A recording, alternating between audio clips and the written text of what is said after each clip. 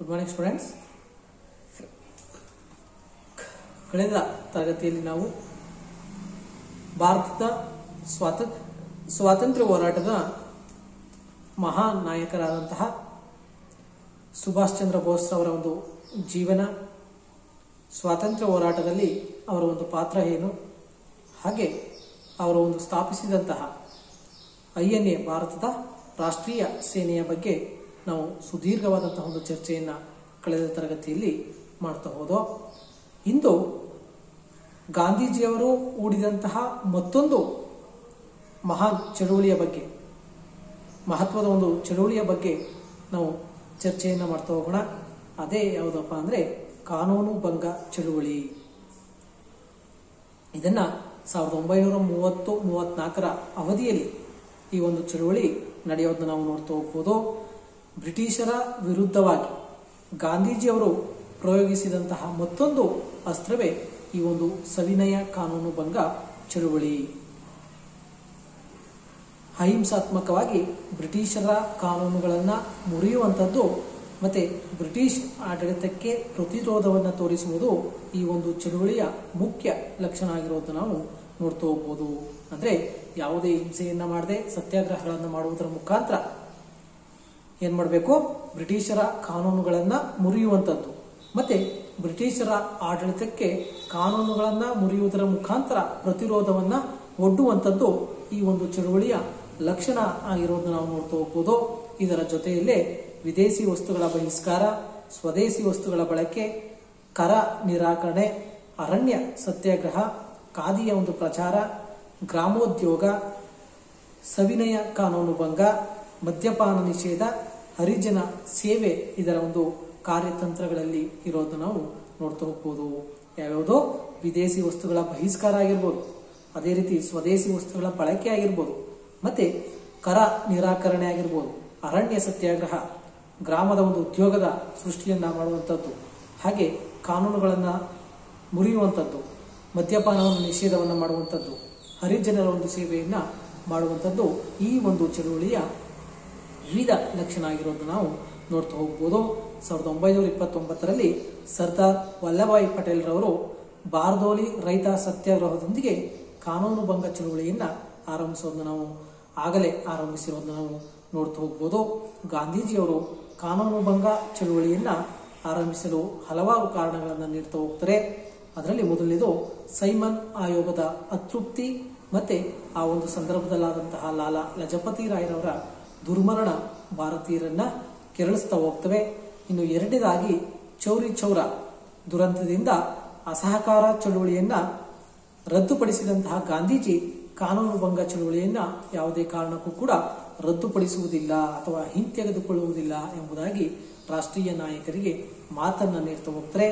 ಇನ್ನು ಮೂರನೇದಾಗಿ ಸೈಮನ್ ಕಮಿಷನ್ನ ಶಿಫಾರಸುಗಳನ್ನ ಚರ್ಚಿಸಲು ಸರ್ವ ಪಕ್ಷಗಳ ಮುಖಂಡರ ಸಭೆಯನ್ನ ಲಂಡನ್ನಲ್ಲಿ ಕರೆಯಲಾಗುವುದೆಂಬ ವೈಸರಾಯನ ಘೋಷಣೆ ಗಾಂಧೀಜಿಯವರಿಗೆ ತೃಪ್ತಿಯಾಗಲಿಲ್ಲ.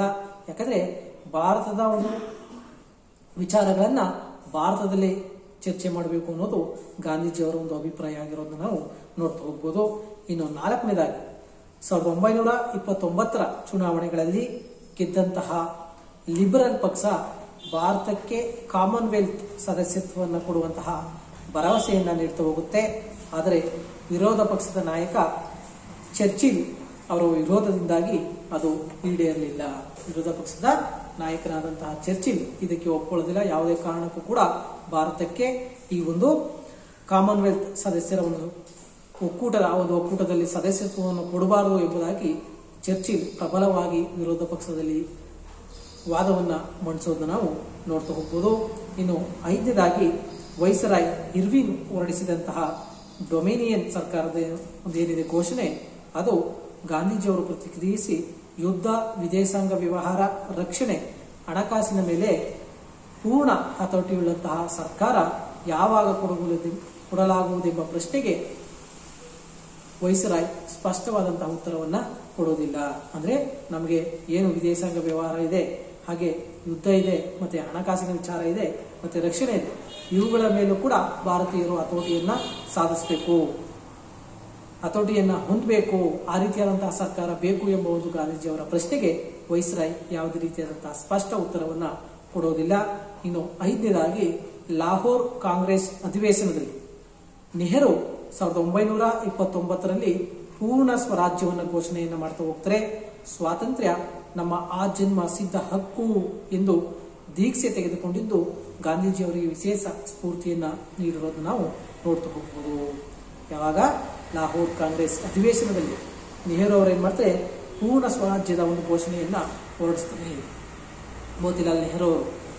ಮತ್ತೆ ಸ್ವಾತಂತ್ರ್ಯ ಅನ್ನೋದು ನಮ್ಮ ಆಜನ್ಮ ಸಿದ್ಧ ಹಕ್ಕು ಅನ್ನೋ ಒಂದು ದೀಕ್ಷೆಯನ್ನು ತೆಗೆದುಕೊಂಡಂತಹ ಗಾಂಧೀಜಿಯವರಿಗೆ ಇದು ವಿಶೇಷ ಸ್ಫೂರ್ತಿಯನ್ನು ನೀಡುವುದನ್ನು ನಾವು ನೋಡ್ತಾ ಹೋಗ್ಬೋದು.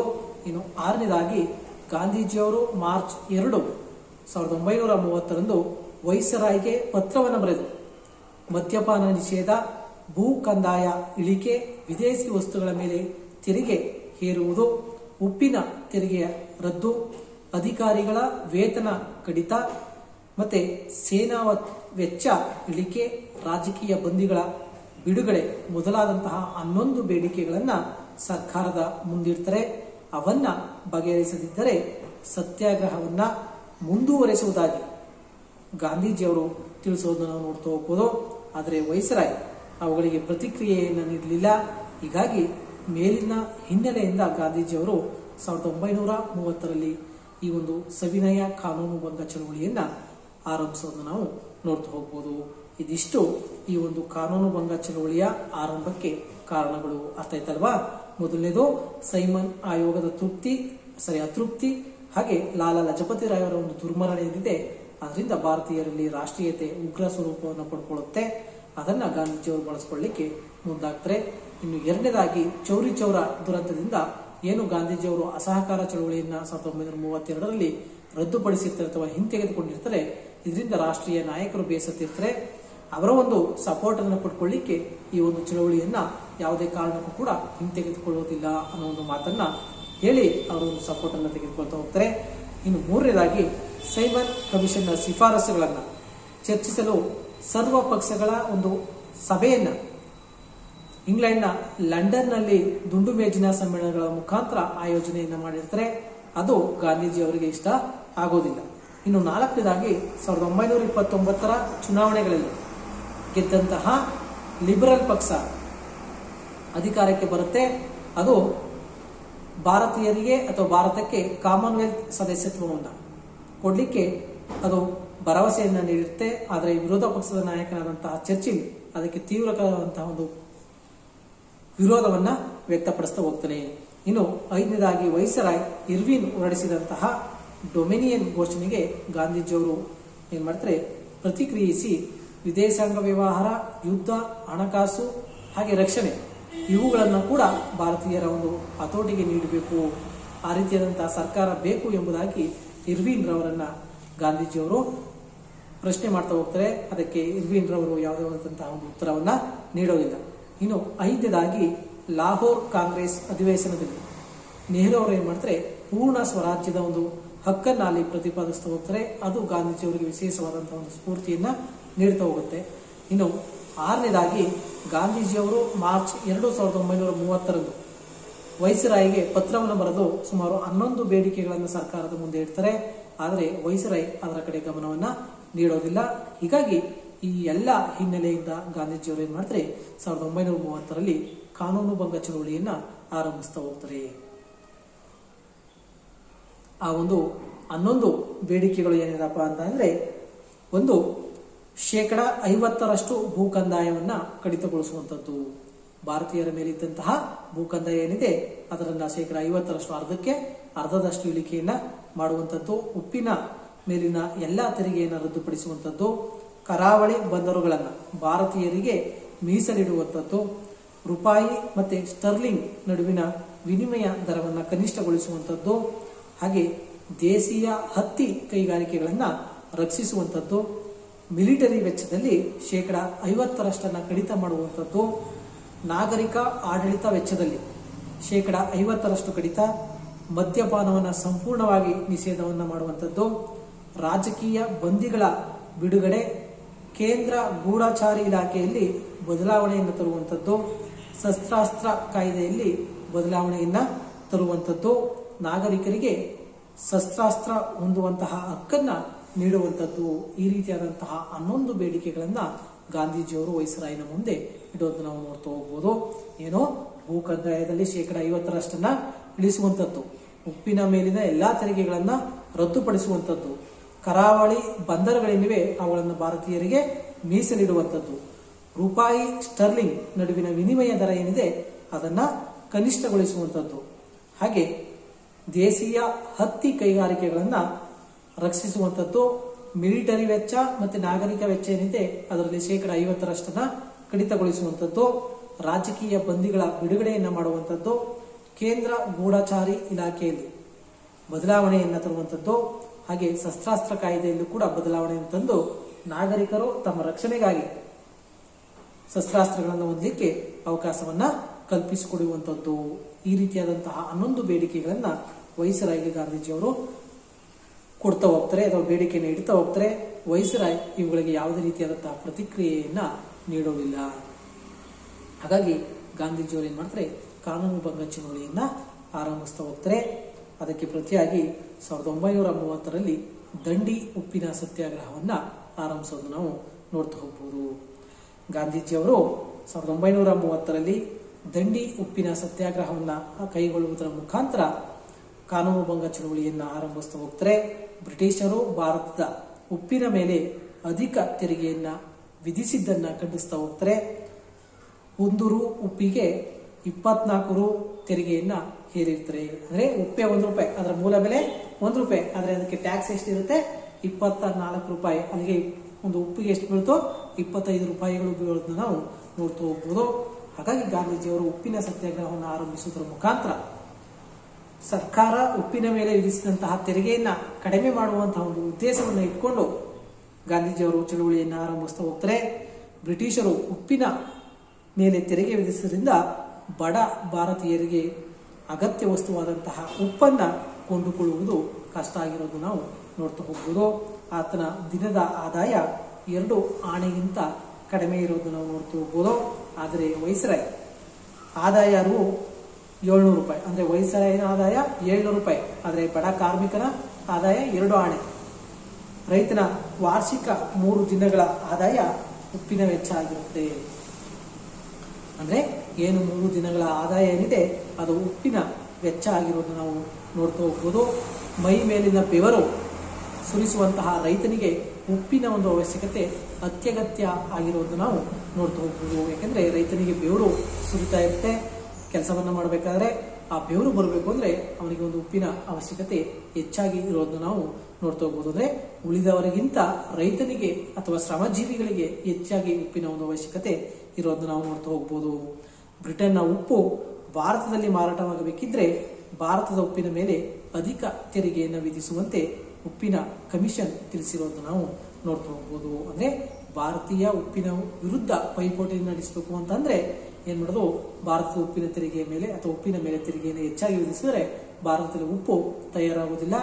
ಆಗ ಬ್ರಿಟನ್ ಉಪ್ಪಿಗೆ ಮಾರುಕಟ್ಟೆ ಸಿಗುತ್ತೆ ಅನ್ನೋದು ಬ್ರಿಟನ್ ಸರ್ಕಾರದ ಒಂದು ಪ್ಲಾನ್ ಆಗಿರೋದನ್ನ ನಾವು ನೋಡ್ತಾ ಹೋಗ್ಬೋದು.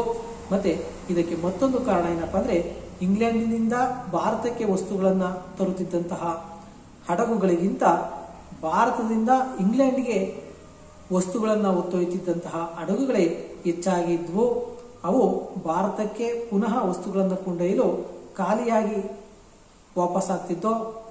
ಖಾಲಿ ಹಡಗಿನ ಪ್ರಯಾಣ ಅಪಾಯಕಾರಿ ಮತ್ತೆ ವೆಚ್ಚದಾಯಕ ಆಗಿದ್ದರಿಂದ ಇಂಗ್ಲೆಂಡ್ನ ಜೈಸ್ಮರ್ನಲ್ಲಿ ಹೇರಳವಾಗಿ ಉತ್ಪಾದಿಸಿದಂತಹ ಉಪ್ಪನ್ನ ಖಾಲಿ ಹಡಗುಗಳಿಗೆ ತುಂಬಿ ಅದನ್ನ ಕಳಿಸ್ಲಾಗ್ತಿತ್ತು. ಅಂದ್ರೆ ಮತ್ತೊಂದು ಕಾರಣ ಏನಪ್ಪಾ ಅಂದ್ರೆ, ಭಾರತದಿಂದ ಹೆಚ್ಚಾಗಿ ತೆಗೆದುಕೊಂಡು ಹೋಗುತ್ತಿದ್ದಂತಹ ವಸ್ತುಗಳು ಹೆಚ್ಚಿನ ಒಂದು ಪ್ರಮಾಣದಲ್ಲಿದ್ದೋ ಅವುಗಳನ್ನು ಹಡಗುಗಳು ತೆಗೆದುಕೊಂಡು ಹೋಗಿ ಇಂಗ್ಲೆಂಡ್ಗೆ ರವಾನೆಯನ್ನು ಮಾಡಿ ಆ ಹಡಗುಗಳು ಮತ್ತೆ ವಸ್ತುಗಳನ್ನು ತುಂಬಿಕೊಳ್ಳಲಿಕ್ಕೆ ವಾಪಸ್ಸು ಬರಬೇಕಾದ್ರೆ ಖಾಲಿ ಕೈಯಲ್ಲಿ ಅಥವಾ ಖಾಲಿ ಹಡಗಿನಲ್ಲಿ ಬರಬೇಕಿತ್ತು. ಇದು ಇಂಗ್ಲೆಂಡ್ ಸರ್ಕಾರಕ್ಕೆ ವೆಚ್ಚದಾಯಕ ಆಗಿರೋದು ನಾವು ನೋಡ್ತಾ ಹೋಗ್ಬೋದು. ಹಾಗಾಗಿ ಖಾಲಿ ಬರುವ ಬದಲು ಇಂಗ್ಲೆಂಡ್ನ ಜೈಸ್ಮರ್ ಅನ್ನೋ ಒಂದು ಪ್ರದೇಶದಲ್ಲಿ ಜೆಸೈರ್ ಅನ್ನೋ ಒಂದು ಪ್ರಾಂತ್ಯದಲ್ಲಿ ಸಿಕ್ತಿದ್ದಂತಹ ಹೇರಳವಾದಂತಹ ಉಪ್ಪನ್ನ ಆ ಒಂದು ಖಾಲಿ ಹಡಗುಗಳಲ್ಲಿ ತುಂಬುವಂತಹ ಪ್ರಯತ್ನವನ್ನ ಬ್ರಿಟನ್ ಸರ್ಕಾರ ಮಾಡ್ತಾ ಹೋಗುತ್ತೆ. ಆ ಉಪ್ಪು ಭಾರತಕ್ಕೆ ಬರ್ತಿತ್ತು, ಭಾರತದಲ್ಲಿ ಅದು ಮಾರಾಟ ಆಗ್ತಿತ್ತು. ಹಾಗಾಗಿ ಭಾರತಕ್ಕೆ ಅದಕ್ಕೆ ಮಾರ್ಕೆಟ್ ಅನ್ನ ಒದಗಿಸಬೇಕಿತ್ತು. ಹಾಗಾಗಿ ಬ್ರಿಟಿಷರು ಏನ್ ಮಾಡ್ತಾರೆ, ಭಾರತದ ಉಪ್ಪಿನ ಮೇಲೆ ತೆರಿಗೆಯನ್ನು ಹೆಚ್ಚಾಗಿ ವಿಧಿಸ್ತಾ ಹೋಗ್ತಾರೆ. ಯಾವಾಗ ತೆರಿಗೆ ಹೆಚ್ಚಾಯಿತು, ಭಾರತದ ಉಪ್ಪು ಮಾರ್ಕೆಟ್ಗೆ ಬರಲಿಲ್ಲ, ಉಪ್ಪಿನ ತಯಾರಿಕೆ ಕಡಿಮೆ ಆಗ್ತಾ ಹೋಗುತ್ತೆ. ಬ್ರಿಟನ್ ಉಪ್ಪಿಗೆ ಇಲ್ಲಿ ಬೇಡಿಕೆ ಆಗೋದು ನಾವು ನೋಡ್ತಾ ಹೋಗ್ಬೋದು. ಅಂದ್ರೆ ಮಾರ್ಕೆಟ್ ಅದಕ್ಕೆ ಸಿಗ್ತಾ ಹೋಗುತ್ತೆ. ಇದು ನಮ್ಮ ಉಪ್ಪಿನ ಮೇಲೆ ತೆರಿಗೆ ವಿಧಿಸುವಂತಹ ಒಂದು ಗುಟ್ಟಾಗಿರೋದನ್ನ ಕೂಡ ನೋಡ್ತಾ ಹೋಗ್ಬೋದು. ಅರ್ಥ ಆಯ್ತಲ್ವಾ?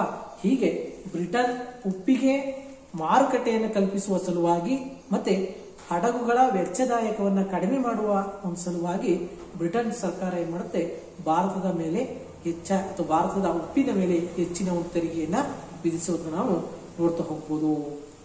ಹೀಗಾಗಿ ಇದನ್ನ ಖಂಡಿಸಿ ಏನ್ ಮಾಡ್ತಾರೆ, ಗಾಂಧೀಜಿಯವರು ಮಾರ್ಚ್ 12, 1930 ತಮ್ಮ ಸಬರಮತಿ ಆಶ್ರಮದಿಂದ 78 ಅನುಯಾಯಿಗಳೊಂದಿಗೆ ಚರಿತ್ರಾರ್ಹವಾದಂತಹ ಅಂದ್ರೆ ಚರಿತ್ರೆ ಸ್ಥಳವಾದಂತಹ ದಂಡಿಗೆ ಪಾದಯಾತ್ರೆಯನ್ನು ಕೈಗೊಳ್ತಾ ಹೋಗ್ತಾರೆ. ಇದೊಂದು ಮಹಾನ್ ಯಾತ್ರೆ. ಇದರಿಂದ ದೇಶದಾದ್ಯಂತ ವಿದ್ಯುತ್ ಸಂಚಾರ ಆಗೋದನ್ನ ನಾವು ನೋಡ್ತಾ ಹೋಗ್ಬೋದು. ದಂಡಿ ಗುಜರಾತಿನ ಸಮುದ್ರದ ತೀರದಲ್ಲಿದ್ದು 61ರ ಇಳಿ ವಯಸ್ಸಿನಲ್ಲಿ ಗಾಂಧೀಜಿ ಬಿರುಸಾಗಿ ಹೆಜ್ಜೆಯನ್ನು ಹಾಕುತ್ತಾ ಮುಂದೆ ಸಾಗ್ತಾ ಹೋಗ್ತಾರೆ. ಅವರ ಜೊತೆ ಅನೇಕ ಚಿತ್ರ ತಯಾರಕರು, ಛಾಯಾಚಿತ್ರಕಾರರು, ಪತ್ರಕರ್ತರು ಕೂಡ ಇರೋದು ನಾವು ನೋಡ್ತಾ ಹೋಗ್ಬೋದು. ಹೀಗೆ ಗಾಂಧೀಜಿ ಅವರು ಏನ್ ಮಾಡ್ತಾರೆ, 78 ಅನುಯಾಯಿಗಳೊಂದಿಗೆ ಮಾರ್ಚ್ 12, 1931 ತಾವು ಇದ್ದಂತಹ ಸಬರಮತಿ ಆಶ್ರಮದಿಂದ ದಂಡಿಗೆ ಪ್ರಯಾಣವನ್ನ ಬೆಳೆಸೋದು ನಾವು ನೋಡ್ತಾ ಹೋಗ್ಬೋದು. ಅವರ ಜೊತೆ 78 ಜನ ಅನುಯಾಯಿಗಳು ಕೂಡ ನೋಡ್ತಾ ಹೋಗ್ತಾರೆ. ಗಾಂಧಿ ಪಾದಯಾತ್ರೆಯನ್ನ ಇತಿಹಾಸಕಾರರು ಶ್ರೀರಾಮನು ಲಂಕೆಗೆ ಪ್ರವೇಶ ಮಾಡುತ್ತನ್ನ, ಹಾಗೆ ನೆಪೋಲಿಯನ್ ಪ್ಯಾರಿಸ್ ಅನ್ನ, ಮುಸ್ಸಲೋನಿ ರೋಮನ್ನ ಮುತ್ತಿದ ರೀತಿಯಲ್ಲಿ ಇತ್ತು ಎಂಬುದಾಗಿ ವರ್ಣಿಸಿರೋದನ್ನ ನಾವು ನೋಡ್ತಾ ಹೋಗ್ಬೋದು. ಕರ್ನಾಟಕದ 18 ವರ್ಷದ ಮೈಲಾರ ಮಹದೇವಪ್ಪ ಅವರು ಗಾಂಧೀಜಿಯ ಜೊತೆಗಿರೋದನ್ನ ನಾವು ನೋಡ್ತಾ ಹೋಗ್ಬೋದು. ದಾರಿ ಮಧ್ಯದಲ್ಲಿ ಜನರಿಗೆ ಮದ್ಯಪಾನ ನಿಷೇಧ, ಕರ ನಿರಾಕರಣೆ, ಅಸ್ಪೃಶ್ಯತೆಗೆ ವಿರೋಧ ಹಾಗೆ ಖಾದಿ ಬಳಕೆ ಕುರಿತು ಉಪದೇಶವನ್ನು ಗಾಂಧೀಜಿಯವರು ಮಾಡ್ತಾ ಹೋಗ್ತಾರೆ. 24 ದಿನಗಳಲ್ಲಿ 240 ಮೈಲಿ ಕ್ರಮಿಸಿ ಕೊನೆಗೆ ದಂಡಿ ತೀರವನ್ನ ಸೇರೋದನ್ನ ನಾವು ನೋಡ್ತಾ ಹೋಗ್ಬೋದು. ಏಪ್ರಿಲ್ 6 ಬೆಳಗ್ಗೆ ಗಾಂಧೀಜಿಯವರು ಪ್ರಾರ್ಥನೆಯನ್ನ ಸಲ್ಲಿಸಿ ದಂಡಿ ಸಮುದ್ರ ತೀರದಲ್ಲಿ ಕಲೆತಿದ್ದಂತಹ ಉಪ್ಪನ್ನ ಕೈಗೆತ್ತಿಕೊಂಡು ಉಪ್ಪಿನ ಮೇಲಿನ ಶಾಸನೋಲ್ಲಂಘನೆಯನ್ನ ಗಾಂಧೀಜಿಯವರು ಮಾಡೋದನ್ನ ನಾವು ನೋಡ್ತಾ ಹೋಗ್ಬೋದು. ಅಂದ್ರೆ ಏನು ಬ್ರಿಟಿಷರು ಉಪ್ಪಿನ ಮೇಲೆ ಒಂದು ಶಾಸನವನ್ನ ಅಥವಾ ತೆರಿಗೆಯನ್ನು ವಿಧಿಸಿದ್ರು, ಅದರ ಒಂದು ಉಲ್ಲಂಘನೆಯನ್ನ ಗಾಂಧೀಜಿಯವರು ಮಾಡ್ತಾ ಹೋಗ್ತಾರೆ.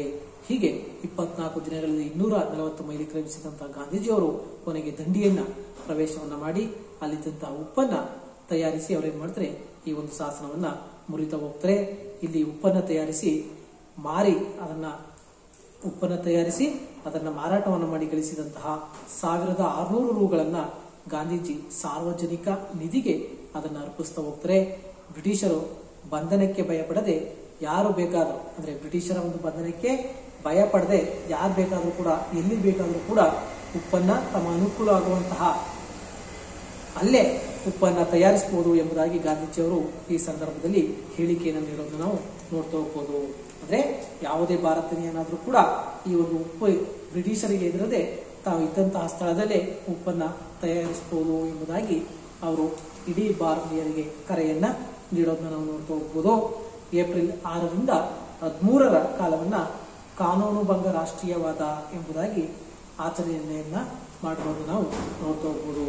ಏಪ್ರಿಲ್ 6ರಿಂದ 13 ಆ ಒಂದು ಕಾಲಮಾನವನ್ನ ಕಾನೂನುಭಂಗ ರಾಷ್ಟ್ರೀಯವಾದ ಎಂಬುದಾಗಿ ಅದನ್ನ ಆಚರಣೆಯನ್ನ ಮಾಡ್ತಾ ಹೋಗ್ತಾರೆ.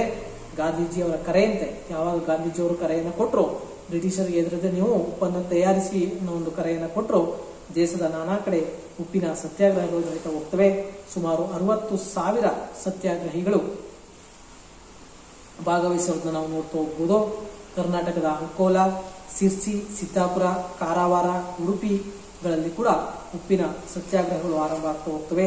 ಗುಜರಾತ್ನಲ್ಲಿ ಉಪ್ಪನ್ನು ತಯಾರಿಸಲು ಹೊರಟಂತಹ ಸರ್ದಾರ್ ವಲ್ಲಭಾಯಿ ಪಟೇಲ್ ರವರು ದಾರಿ ಮಧ್ಯದಲ್ಲಿ ಅರೆಸ್ಟ್ ಆಗೋದನ್ನು ನಾವು ನೋಡ್ತಾ ಹೋಗ್ಬೋದು. ತಮಿಳುನಾಡಿನಲ್ಲಿ ವೇದಾರಣ್ಯಕ್ಕೆ ತೆರಳುತ್ತಿದ್ದಂತಹ ರಾಜಗೋಪಾಲಾಚಾರಿ ಹಾಗೆ ಮಲಬಾರ್ನ ಕಲ್ಲಿಕೋಟೆಯಲ್ಲಿ ಕೇಳಪ್ಪನ್ ಅವರು ಕೂಡ ಬಂಧನಕ್ಕೆ ಒಳಗಾಗ್ತಾ ಹೋಗ್ತಾರೆ. ಕಮಲಾ ನೆಹರು, ಸ್ವರೂಪ ರಾಣಿ, ವಿಜಯಲಕ್ಷ್ಮಿ ಪಂಡಿತ್, ನೆಹರು, ಹೀಗೆ ನೆಹರು ಕುಟುಂಬದವರೆಲ್ಲ ಈ ಒಂದು ಚಳುವಳಿಯಲ್ಲಿ ಭಾಗವಹಿಸಿ ಅವರು ಕೂಡ ಬಂಧಿತರಾಗುವುದನ್ನು ನಾವು ನೋಡ್ತಾ ಹೋಗ್ಬೋದು. ಪೊಲೀಸರು ಸತ್ಯಾಗ್ರಹಿಗಳನ್ನ ಚದುರಿಸಲು ಲಾಠಿ ಚಾರ್ಜ್ ಅನ್ನ ಮಾಡ್ತಾ ಹೋಗ್ತಾರೆ. ಏಟು ತಿಂದಂತಹ ಸತ್ಯಾಗ್ರಹಿಗಳು ಮತ್ತಷ್ಟು ಉಗ್ರಗಾಮಿಗಳಾಗೋದು ನಾವು ನೋಡ್ತಾ ಹೋಗ್ಬೋದು. 29 ಕಡೆ ಗೋಲಿಬಾರಗಳಾಗ್ತಾ ಹೋಗ್ತವೆ. ದೆಹಲಿಯಲ್ಲಿ 1600 ಮಂದಿಯ ಬಂಧನ ಆಗ್ತಾ ಹೋಗುತ್ತೆ. ಒಟ್ಟು 60,000 ಸತ್ಯಾಗ್ರಹಿಗಳ ಬಂಧನ ಆಗೋದನ್ನು ನಾವು ನೋಡ್ತಾ ಹೋಗ್ಬೋದು. ಗಾಂಧೀಜಿಯವರು ಹೇಳಿದಂತೆ ಸಮಸ್ತ ಭಾರತದ ಆತ್ಮಗೌರವ ಸರ್ವಸ್ವವು ಈಗ ಒಂದು ಹಿಡಿ ಉಪ್ಪಿನಲ್ಲಿದೆ.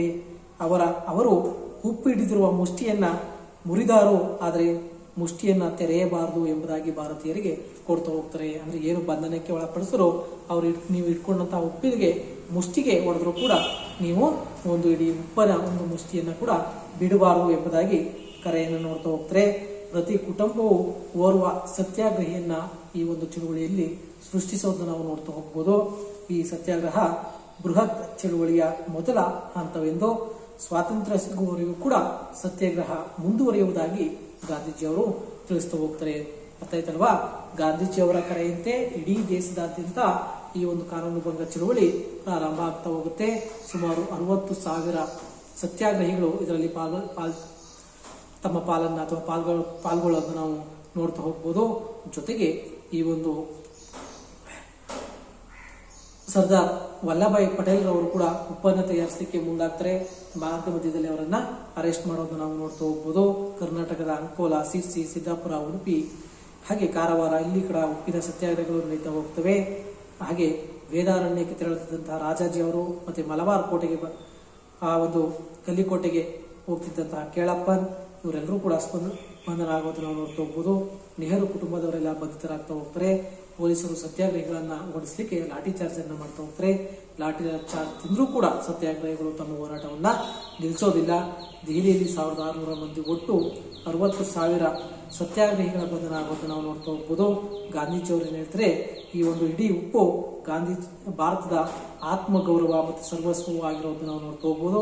ಯಾರೊಬ್ರು ಕೂಡ ಈ ಒಂದು ಉಪ್ಪಿನ ಮುಷ್ಟಿಯನ್ನ ಬಿಡಬಾರದು ಎಂಬುದಾಗಿ ಹೇಳ್ತಾ ಹೋಗ್ತಾರೆ. ಕಾನೂನು ಚಳುವಳಿಯ ಅಂಗವಾಗಿ ಕರ ನಿರಾಕರಣೆ, ಹಾಗೆ ಅರಣ್ಯ ಸತ್ಯಾಗ್ರಹ, ಮದ್ಯಪಾನ ನಿಷೇಧ, ವಿದೇಶಿ ವಸ್ತುಗಳ ಬಹಿಷ್ಕಾರ ಚಳುವಳಿಗಳು, ಸ್ವದೇಶಿ ಬಳಕೆ, ಈಚಲು ಗಿಡಗಳ ಕಡಿತ, ಉಪ್ಪಿನ ಕೋಟೆಗಳ ಮೇಲಿನ ದಾಳಿಗಳು, ಹರತಾಳ ಪ್ರತಿಭಟನೆಗಳು ಏನಾಗ್ತವೆ ಇಡೀ ದೇಶದಾದ್ಯಂತ ನಡೆಯೋದನ್ನು ನಾವು ನೋಡ್ತಾ ಹೋಗ್ಬೋದು. ಸಹಸ್ರಾರು ಮಹಿಳೆಯರು ಸಹ ಅಹಿಂಸಾತ್ಮಕ ಸ್ವಾತಂತ್ರ್ಯ ಹೋರಾಟಕ್ಕೆ ಇಳಿತಾ ಹೋಗ್ತಾರೆ. ವಿದ್ಯಾರ್ಥಿಗಳು ಸರ್ಕಾರಿ ಶಾಲೆಗಳನ್ನು ತೊರೆತಾ ಹೋಗ್ತಾರೆ. ಕಾರ್ಮಿಕರು ಕೂಡ ಮುಷ್ಕರವನ್ನ ಹೋಗ್ತಾ ಹೋಗ್ತಾರೆ. ಸಾರ್ವಜನಿಕವಾಗಿ ತಕಲಿಗಳು ಕಾಣಿಸ್ಕೊಳ್ತಾ ಹೋಗ್ತವೆ. ಪೊಲೀಸ್ ಚೌಕಿಗಳನ್ನ ಸುಡ್ತಾ ಹೋಗ್ತಾರೆ. ತೆರಿಗೆಯನ್ನ ಗೇಣಿಯನ್ನ ಕೊಡಲು ರೈತರು ನಿರಾಕರಿಸ್ತಾ ಹೋಗ್ತಾರೆ. ಭೂ ಕಂದಾಯವನ್ನ ನಿರಾಕರಿಸ್ತಾ ಹೋಗ್ತಾರೆ. ಸರ್ಕಾರ ಅವರ ದನಕರು ವಸ್ತುಗಳನ್ನ ಮಾರಾಟ ಇಡುವಂತಹ ಒಂದು ಪರಿಸ್ಥಿತಿಗೆ ಮುಂದಾಗ್ತಾ ಹೋಗುತ್ತೆ. ಆದ್ರೂ ಕೂಡ ರೈತರು ಜಗ್ಗೋದಿಲ್ಲ. ಸ್ತ್ರೀಯರು, ಮಕ್ಕಳು ಅವರ ವಸ್ತುಗಳ ಮುಂದೆ ಯಾರೂ ಕೊಂಡುಕೊಳ್ಳದಂತೆ ಸತ್ಯಾಗ್ರಹವನ್ನು ಹೂಡ್ತಾ ಹೋಗ್ತಾರೆ. ಖಾದಿ ಉತ್ಪಾದನೆಯನ್ನ ಪ್ರೋತ್ಸಾಹಿಸುತ್ತಾ ತಮ್ಮ ಭಾಷಣಗಳಿಗೆ ಬರುವವರಿಗೆಲ್ಲ ತಕಲಿ ಮತ್ತೆ ಹತ್ತಿ ತಂದು ಭಾಷಣ ಕೇಳುವಾಗ ನೂಲು ತೆಗೆಯುವಂತೆ ಕರೆಯನ್ನು ನೀಡ್ತಾ ಹೋಗ್ತಾರೆ. ರಾಷ್ಟ್ರೀಯ ಮುಸ್ಲಿಂ ಪಕ್ಷ, ಜಮಾಯಿತುಲ್ ಉಲೇಮಾ ಹಿಂದ್ ಪಕ್ಷಗಳು ಕಾಂಗ್ರೆಸ್ನೊಡನೆ ಸತ್ಯಾಗ್ರಹ ಚಳುವಳಿಯಲ್ಲಿ ತೊಡಗಿಕೊಳ್ಳುವುದನ್ನು ನಾವು ನೋಡ್ತಾ ಹೋಗ್ಬೋದು. ಮೀಸಲು ಅರಣ್ಯಗಳಿಗೆ ನುಗ್ಗಿ ಹುಲ್ಲು ಕಟ್ಟಿಗೆ ಕಡಿದು ಚಳುವಳಿಗಳು ಅಥವಾ ಸತ್ಯಾಗ್ರಹಿಗಳು ಹೋರಾಟವನ್ನು ಮಾಡೋದನ್ನು ನಾವು ನೋಡ್ತಾ ಹೋಗ್ಬೋದು. ಮದ್ಯಪಾನ ಅಂಗಡಿಗಳ ಮುಂದೆ ಪಿಕೆಟಿಂಗ್ ಗಳನ್ನ ಆಚರಣೆಯನ್ನು ಮಾಡ್ತಾ ಹೋಗ್ತಾರೆ.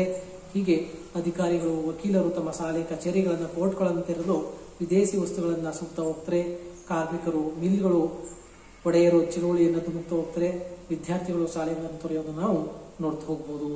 ದರ್ಸಾನ, ಚರ್ಚದ, ವಡಾಲ ಎಂಬ ಉಪ್ಪಿನ ಕೋಟೆಗಳನ್ನು ಆಕ್ರಮಿಸಿಕೊಳ್ಳಲಾಗ್ತಾ ಹೋಗುತ್ತೆ. ವ್ಯಾಪಕವಾಗಿ ಈ ರೀತಿಯಾದಂತಹ ಒಂದು ಪ್ರತಿಭಟನೆ, ಮೆರವಣಿಗೆಗಳು ಇಡೀ ಭಾರತದಾದ್ಯಂತ ಸಂಚಾರ ಆಗುವುದನ್ನು ನೋಡ್ತಾ ಹೋಗ್ಬೋದು. ದರಿಯಾನ ಉಪ್ಪಿನ ಕೋಟೆಯನ್ನು ಆಕ್ರಮಿಸಲು ಬಂದಂತಹ ಗಾಂಧೀಜಿಯವರನ್ನ ಮೇ 5ರಂದು ಮಧ್ಯರಾತ್ರಿ ಬಂಧಿಸಿ ಯರವಾಡ ಜೈಲಿನಲ್ಲಿ ಇಡಲಾಗ್ತಾ ಹೋಗುತ್ತೆ. ಇದನ್ನ ವಿರೋಧಿಸಿ ಪ್ರತಿಭಟನೆಗಳು ನಡೀತಾ ಹೋಗ್ತವೆ. ಸರೋಜಿನಿ ದೇವಿ ನಾಯ್ಡು, ನೆಹರು, ರಾಣಿ ಗ್ಲೈಡೆನ್ಸಿ, ವಿಜಯಲಕ್ಷ್ಮಿ ಪಂಡಿತ್, ಕಮಲಾ ನೆಹರು, ರಾಜಗೋಪಾಲಾಚಾರಿ, ಮಾಳ್ವೀಯ, ಆರ್ ಪ್ರಸಾದ್, ಹಾಗೆ ಖಾನ ಅಬ್ದುಲ್ ಗಫಾರ್ ಖಾನ್, ಹಾಗೆ ಸರ್ದಾರ್ ಪಟೇಲ್, ವಿಮಲಾಬಾಯಿ ಪಟೇಲ್, ಮುನ್ಸಿ, ಗಾಂಧಿ ಪುತ್ರ ಮಣಿಲಾಲ್ ಇವರೆಲ್ಲರನ್ನ ಕೂಡ ಈ ಒಂದು ಬ್ರಿಟನ್ ಸರ್ಕಾರ ಬಂಧಿಸೋದನ್ನ ನಾವು ನೋಡ್ತಾ ಹೋಗ್ಬೋದು. ಪೊಲೀಸರು ದಮನಕಾರಿ ರೀತಿಯಲ್ಲಿ ಚಳುವಳಿಯನ್ನ ಹತ್ತಿಕ್ಕುವಂತಹ ಕೆಲಸವನ್ನ ಮಾಡ್ತಾ ಹೋಗ್ತಾರೆ. ಲಾಠಿ ಪ್ರಯೋಗ, ಗುಂಡು ಹಾರಿಸುವಂಥದ್ದು, ಆಸ್ತಿಪಾಸ್ತಿಯನ್ನು ಮುಟ್ಟುಗೋಲು ಹಾಕಿಕೊಳ್ಳುವಂಥದ್ದು, ಇವೆಲ್ಲವನ್ನ ಸರ್ಕಾರ ಮಾಡೋದನ್ನ ನಾವು ನೋಡ್ತಾ ಹೋಗ್ಬೋದು. ಸತ್ಯಾಗ್ರಹಿಗಳಿಗೆ ಚಿತ್ರಹಿಂಸೆ ಅತಿಯಾಗ್ತಾ ಹೋಗುತ್ತೆ. ಸುಮಾರು 90,000 ಮಂದಿಯನ್ನ ಬಂಧಿಸ್ತಾ ಹೋಗ್ತಾರೆ. ಅದು 1933ರ ವೇಳೆಗೆ 1,20,000ಕ್ಕೆ ಏರಿಕೆಯಾಗುವುದು ನಾವು ನೋಡ್ತಾ ಹೋಗ್ಬೋದು. ಚಳುವಳಿಯನ್ನ ಹತ್ತಿಕ್ಕಲು ಪತ್ರಿಕಾ ಸ್ವಾತಂತ್ರ್ಯವನ್ನ ನಿರ್ಬಂಧವನ್ನ ಹೇರ್ತಾ ಹೋಗ್ತಾರೆ. 67 ಪತ್ರಿಕೆಗಳು, 55 ಪ್ರೆಸ್ಗಳನ್ನ ಮುಚ್ಚುಹಾಕಲಾಗುತ್ತೆ, ಮುಟ್ಟುಗೋಲು ಹಾಕೊಳ್ಳಲಾಗುತ್ತೆ. ಲಾಠಿ ಚಾರ್ಜ್ನಲ್ಲಿ 103 ಮಂದಿ ಸತ್ತು 420 ಮಂದಿ ಗಾಯಗೊಳ್ಳುವುದು ನಾವು ನೋಡ್ತಾ ಹೋಗ್ಬೋದು. ಸತ್ಯಾಗ್ರಹಿಗಳನ್ನ ಪೊಲೀಸರು ಬೂಟು ಕಾಲಗಳಿಂದ ಒದರ್ತಾ ಹೋಗ್ತಾರೆ. ಅತಿಯಾದಂತಹ ಹಿಂಸಾಚಾರ, ಅತ್ಯಾಚಾರ, ಗೋಲಿಬಾರ್, ಬಡಿಯುವುದು, ಗ್ರಾಮಗಳ ಮೇಲೆ ಸಾಮೂಹಿಕ ಪುಂಡ ಕಂದಾಯ ಹೇರುವಂಥದ್ದು, ರೈತರ ಆಸ್ತಿಯನ್ನ ಸ್ವಾಧೀನಪಡಿಸಿಕೊಳ್ಳುವಂತಹ ಹೀನ ಕೃತ್ಯಗಳು ನಡೆದವೆಂದು ಭಾರತ ಲೀಗ್ ಡೆಲಿಗೇಷನ್ ವರದಿಯನ್ನು ಮಾಡೋದು ನಾವು ನೋಡ್ತಾ ಹೋಗ್ಬೋದು. ಗಡಿನಾಡ ಗಾಂಧಿ, ಖಾನ್ ಅಬ್ದುಲ್ ಗಫರ್ ಖಾನ್ ಸಂಘಟಿಸಿದಂತಹ ಕೆಂಪಂಗಿ ದಳ ಮತ್ತು ಕಾಂಗ್ರೆಸ್ ಅನ್ನ ದೇಶದ್ರೋಹಿ ಸಂಸ್ಥೆಗಳೆಂದು ಕರೆಯಲಾಗ್ತಾ ಹೋಗುತ್ತೆ. ಕಾಂಗ್ರೆಸ್ ಕಚೇರಿಗಳನ್ನ, ಆಶ್ರಮಗಳನ್ನ ಸರ್ಕಾರ ವಶಪಡಿಸಿಕೊಳ್ತಾ ಹೋಗುತ್ತೆ. ಚಳುವಳಿ ದಮನಕ್ಕೆ unlawful investigation prevention boycott order ಅಂತ ಒಂದು ಕಾಯ್ದೆಯನ್ನು ಕೂಡ, ಅಂದ್ರೆ ಯಾವುದೇ ವಿಚಾರಣೆ ಇಲ್ಲದಂತೆ ಅವರನ್ನ ಬಂಧಿಸುವಂತಹ ಒಂದು ಕೆಲಸವನ್ನ ಮಾಡಲಿಕ್ಕೆ ಸರ್ಕಾರ ಮುಂದಾಗುವುದನ್ನು ನಾವು ನೋಡ್ತಾ ಹೋಗ್ಬೋದು. ಸತ್ಯಾಗ್ರಹಿಗಳನ್ನ ಕ್ರೂರ ದಬ್ಬಾಳಿಕೆಯನ್ನ ಸ್ವತಃ ವಿದೇಶಿ ಪತ್ರಿಕೆಗಳಾದಂತಹ ಡೈಲಿ ಹೆರಾಲ್ಡ್, ಮ್ಯಾಂಚೆಸ್ಟರ್ ಗಾರ್ಡಿಯನ್ ಪತ್ರಿಕೆಗಳು ಖಂಡಿಸೋದನ್ನು ನಾವು ನೋಡ್ತಾ ಹೋಗ್ಬೋದು. ಹೀಗೆ ಉಗ್ರವ ಸ್ವರೂಪವನ್ನ ಕಾನೂನುಭಂಗ ಚಳುವಳಿ ಪಡ್ಕೊಳ್ಳೋದನ್ನು ನೋಡ್ತಾ ಹೋಗ್ಬೋದು. ಇದಿಷ್ಟು ಕಾನೂನುಭಂಗ ಚಳುವಳಿಯ ಅನುಷ್ಠಾನ ಹೇಗಾಯಿತು, ಅದಕ್ಕೆ ಕಾರಣಗಳು ಏನೇನು, ಮತ್ತೆ ಅದು ಹೇಗೆ ಇಡೀ ಭಾರತದಾದ್ಯಂತ ಒಪ್ಕೊಳ್ತಾ ಹೋಯಿತು, ಮತ್ತೆ ಬ್ರಿಟಿಷರು ಹೇಗೆ ಅದನ್ನು ದಮನ ಮಾಡಲಿಕ್ಕೆ ಪ್ರಯತ್ನ ಪಟ್ಟರು ಅನ್ನೋದ್ರ ಬಗ್ಗೆ ಇರುವಂತದ್ದು. ಇದಿಷ್ಟರಲ್ಲಿ ಏನಾದ್ರು ಡೌಟ್ಸ್ ಇದ್ರೆ ನೀವು ಕೇಳಿ. ಮುಂದಿನ ಒಂದು ಅವಧಿಯಲ್ಲಿ ಭಾರತದ ಸರ್ಕಾರಿ ಕಾಯ್ದೆ ಬಗ್ಗೆ ನಾವು ಚರ್ಚೆಯನ್ನ ಮಾಡ್ತಾ ಹೋಗೋಣ. Thank you.